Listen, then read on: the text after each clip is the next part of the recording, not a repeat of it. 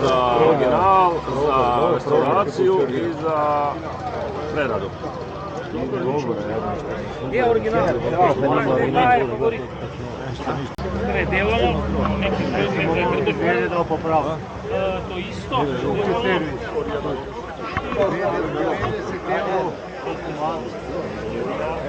Original. Evo registraciju snime. Titani original. Taj je restauriran. Sedmica. Taj je Barva. Original BT, evo. Barvan nisu. Barvan ni? Ma to je šrafe. Ne da se neko iz komisije. Kaj ga damo? Plus može.